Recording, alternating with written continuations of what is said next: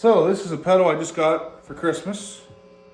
I want to come on and show it off. It's the maestro, I don't know how to say it, fuzz pedal, the Fuzz Tone FZM. This is the relaunch that Gibson did of their brand that made the first fuzz pedal. Basic controls for a fuzz: attack, that's fuzz, turn it down, get no fuzz, turn it up, you get fuzz. This is volume, turn it down, no sound, turn it up, lots of sound. I usually keep my fuzz volumes low, like unity gain, or if I need a slight boost, I'll boost it. This is tone, and this is a switch that goes from the classic setting to the modern setting.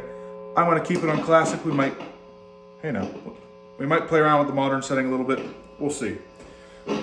But yeah, so it's a recreation of the first fuzz pedal, and everyone knows what that's famous for.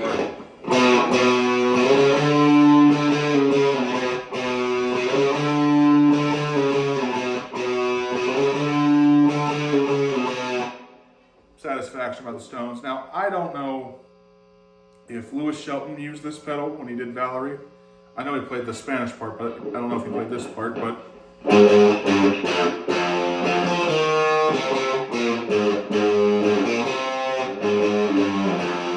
sounds pretty close, and it also sounds like the ABC part.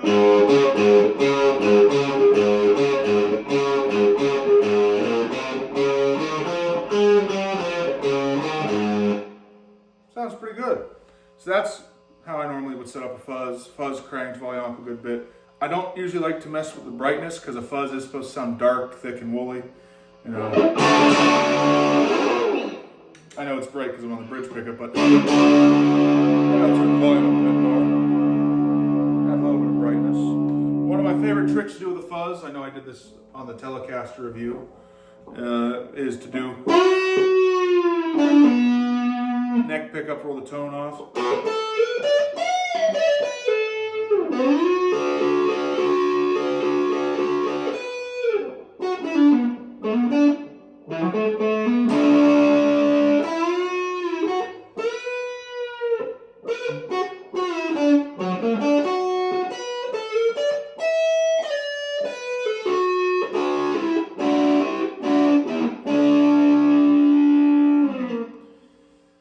Now, the Beatles did use Maestro fuzz tones, or at least had one, but I don't know if they used it on any record or any recordings. I don't know, because they were going to use it on She Loves You, you know, this beautiful little part, which would have sounded terrible, and they were going to use it on Don't Bother Me, the George Harrison song.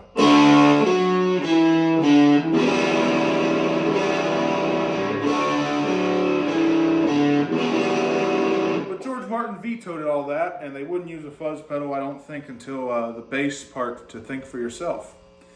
But if they did use them, especially live, it sounds like they just used them as like a volume booster. So we'll turn the fuzz down and turn the level up. Sounds pretty good. Bridge pickup on. Maybe a little too bright. Not bright, fuzzy. Gotta find the happy medium. Personally, if they did use it on anything on the record, it might have been I Want to Be Your Man, because to me, that sounds a bit brighter, but maybe dirtier than the normal Beatles sound. Let's see if I remember the solo.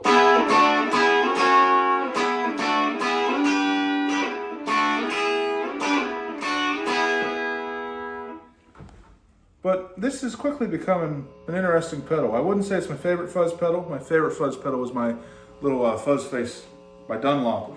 But I like this because it does that early fuzz sound. The early fuzz sound doesn't really have much sustain, and it sounds more crappy than a normal fuzz. Because all a fuzz is a broken channel, if you know the story. Don't Worry by Marty Robbins. There's a bass solo, a 6-string bass solo or baritone guitar, however you want to phrase it. Grady Martin played it, and the channel that he plugged it into on the mixing board was broken. So they reverse engineered it and made the Maestro fuzz pedal. So the first fuzz is just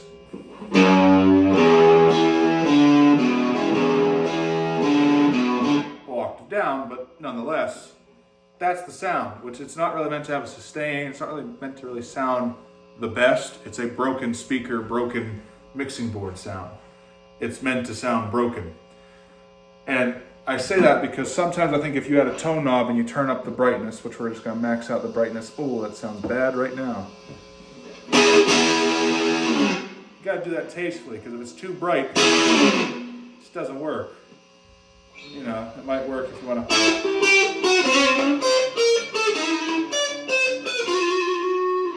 It almost gives it a faux octave fuzz sound though if you play it right.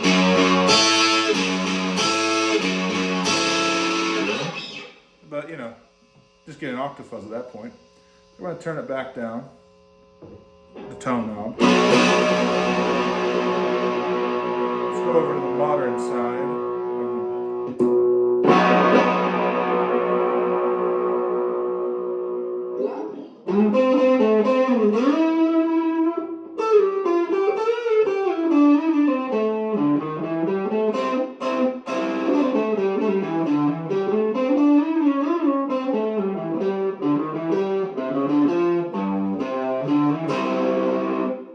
Sounds good, but I like that classic fuzzy sound, in my opinion.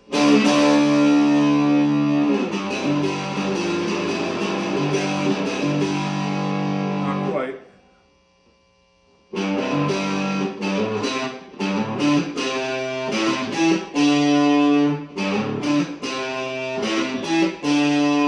Sounds a bit more accurate. So, you know, it's a good fuzz tone.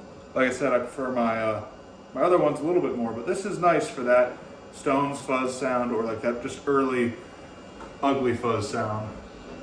You know, the broken mixing board sound.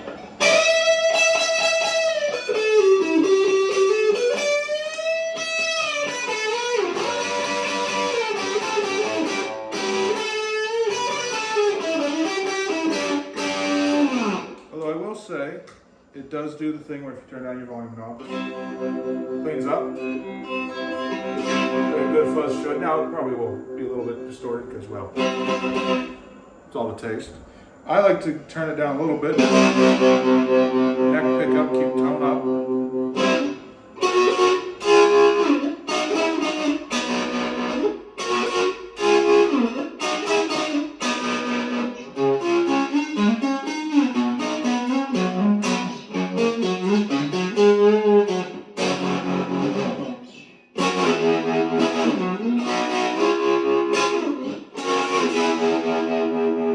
Down a bit more to get more of that kind of.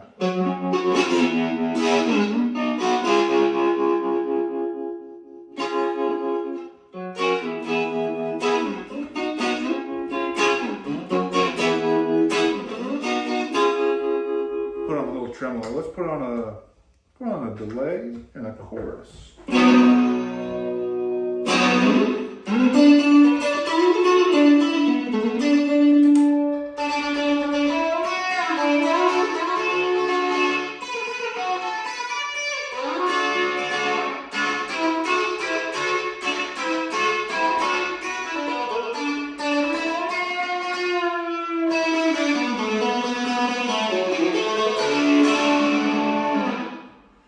So yeah, it's a good fuzz pedal. It's good.